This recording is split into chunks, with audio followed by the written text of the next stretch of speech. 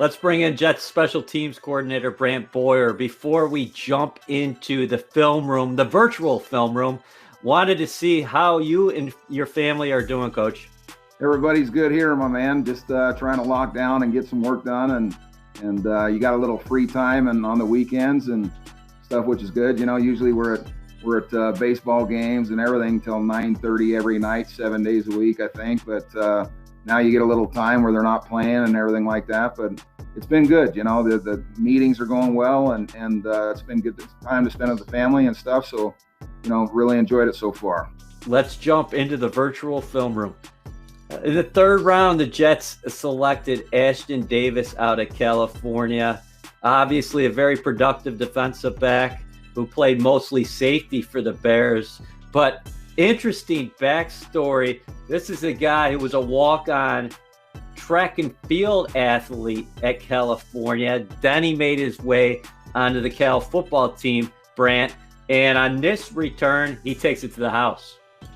Right. Number one, he displayed throughout his career, he displayed really good hands, and didn't put many balls on the ground. And there is no hesitation. If you don't watch his feet patter, and a lot of returners will get in the traffic now, and they'll stutter their feet and they'll slow down. You don't see that with this kid, and he breaks a ton of tackles. Is there a teaching point on this one, on the next return? Is that the kicker actually is angling this one? It seemed like it might have went out of bounds, but he decided to take it.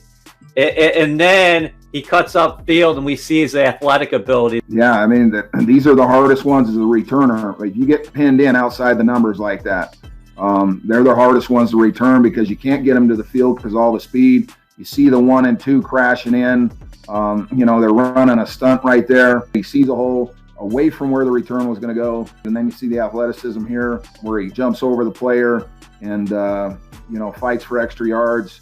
A lot of people would that I watch on tape, those returners will run out of bounds right there, and they won't fight for extra yards. This kid, there's no quit in this kid at all, and that's what I really liked about it.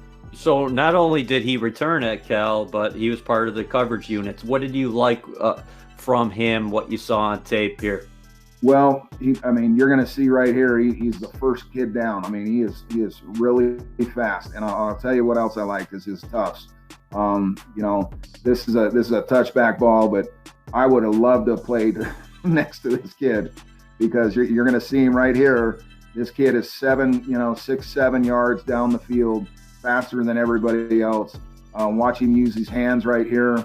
He'll stem and hit this guy, knock him down, and then the return is supposed to go to the right as you look at it, and he stems, knocks the guy down, gets him to step in the bucket, and then he spills the return.